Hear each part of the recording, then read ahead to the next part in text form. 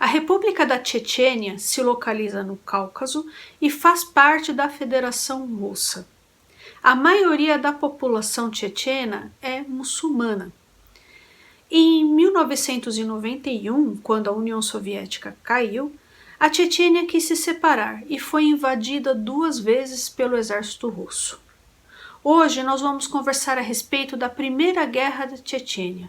Essa guerra, pessoal, é muito importante para nós compreendermos como a Rússia atua, inclusive para nós entendermos a guerra na Ucrânia.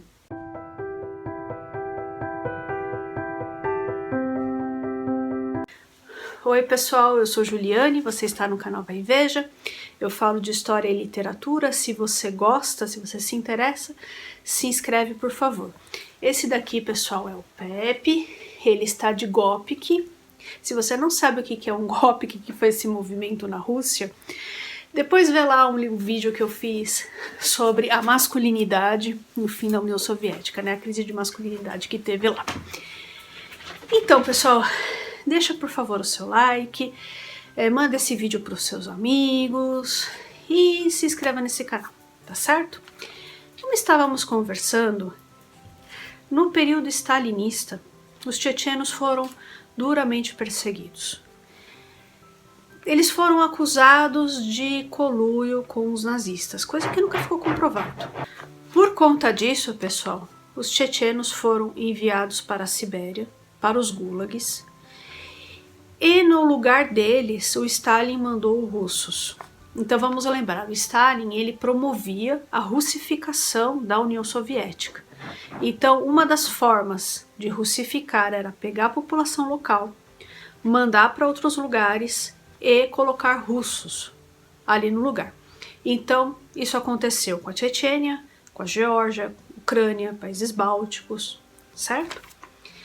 Quando Stalin morreu, os chechenos receberam autorização para retornar para a Chechênia e aí eles começaram a conviver com os russos que estavam lá. Então na Chechênia também tem uma população russa, certo? Em 1991, durante a queda, né, da União Soviética, durante esse processo que foi o fim da União Soviética, surgiu um líder na Chechênia chamado Dzhokizhan Dudayev. Ele era político e também ex-general da Força Aérea Soviética. Dudayev acreditava que ele poderia tornar a Chechênia independente e, inclusive, tornar a região ali da Chechênia um lugar muito rico. Por quê? Porque a Chechênia é produtora de petróleo.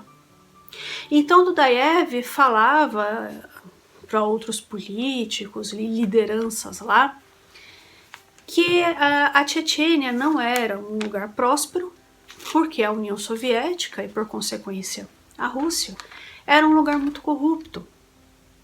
Então ele começou a convencer a população de que uma separação seria melhor. Ele convenceu boa parte das pessoas, só não os russos que estavam ali. Correto? O que poucas pessoas sabiam é que Dudayev estava sendo constantemente extorquido pelo séquito que circundava ali o Boris Yeltsin, que eram pessoas, muitas delas da FSB é a antiga KGB, e essas pessoas também pertenciam à máfia russa. A máfia russa são várias, tá? São várias máfias. A máfia russa de armas é muito forte, tá? E esse pessoal estava extorquindo o Dudayev. Para quê? Para ele poder existir como líder, enfim, coisas assim. E o Dudayev, pagando esse pessoal, estava cansando dessa situação também. E o Dudayev estava comprando armas desviadas pela máfia da própria Rússia e armando a sua milícia para enfrentar o exército russo. E o Dudayev, ele achou que poderia negociar com Boris Yeltsin.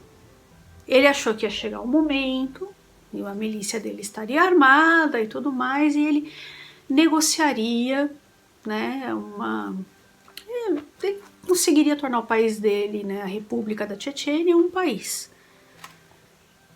Ele nunca conseguiu uma reunião com o Boris Yeltsin. Por quê? Porque essas pessoas que já pertenciam, vamos dizer, a uma máfia, elas queriam a guerra para fomentar a indústria armamentista russa, tá? Tanto de um lado quanto do outro. Porque quem estava fornecendo armas para os chechenos eram os próprios russos. Tanto é que depois, né, os próprios soldados russos falavam assim, não, mas os chechenos estavam todos armados com as mesmas armas que nós. Né? E de onde vieram essas armas? Como que essas milícias foram armadas? Pela própria máfia. Correto? E aí, como dito, Dudaev nunca conseguiu uma reunião com Boris Yeltsin. Eles vão fazer essas reuniões depois da guerra, tá? Então antes ele não consegue essa reunião. E aí ele declara a independência da Chechênia. E são, resumidamente, tá, pessoal?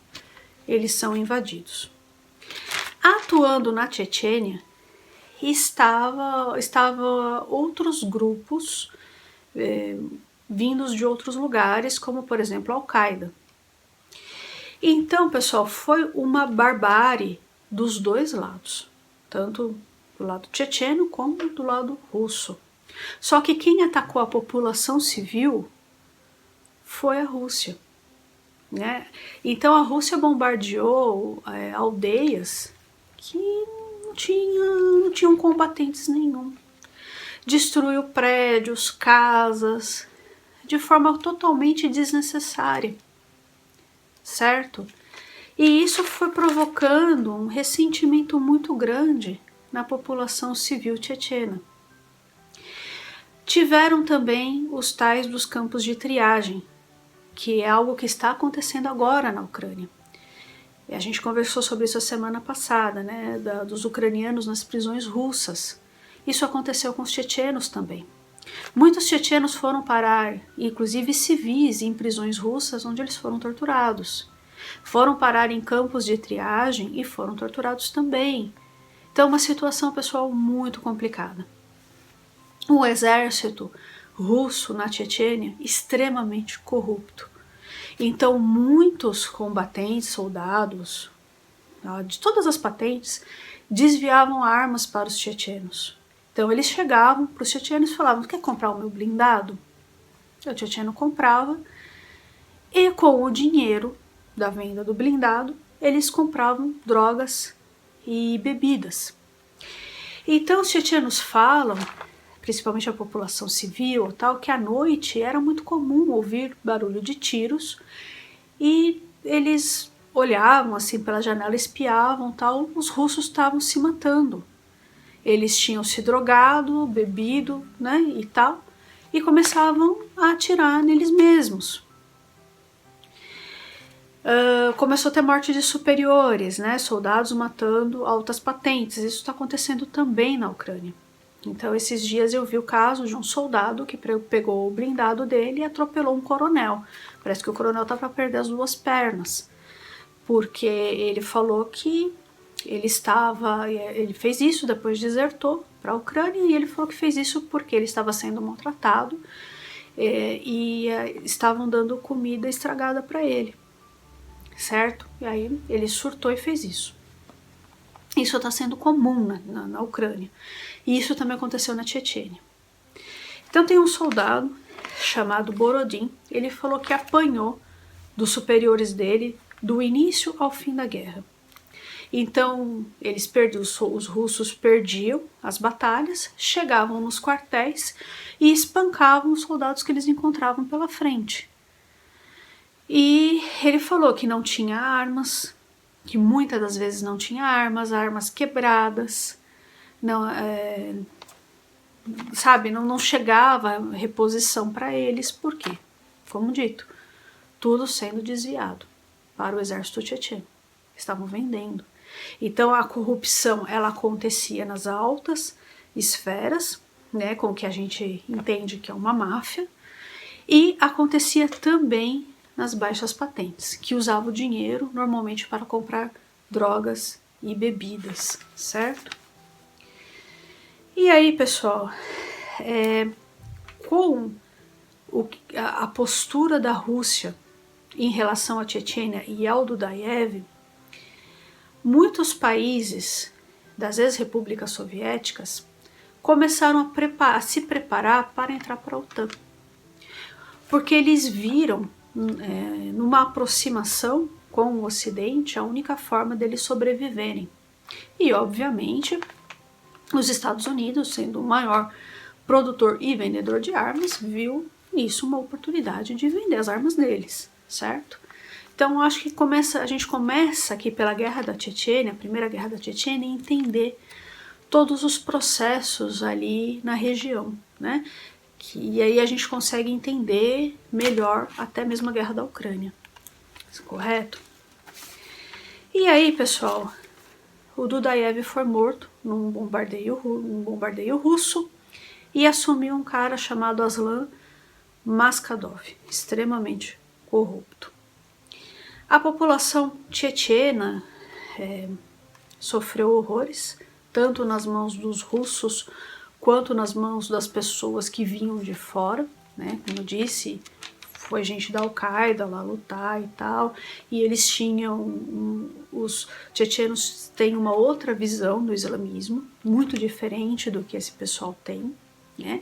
E isso começou a gerar conflito. E após a guerra, a Chechênia, não dá nem para falar que houve vencedores aqui. A Rússia perdeu, mas a gente pode dizer que a Chechênia também, porque a Chechênia foi praticamente destruída, a população ficou sem emprego, sem condições de sobrevivência. E como que as pessoas começaram a sobreviver?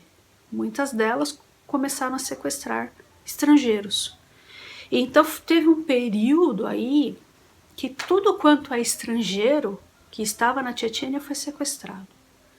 Uma situação muito complicada, pessoal, muito complicada, de extrema miséria, de extrema violência.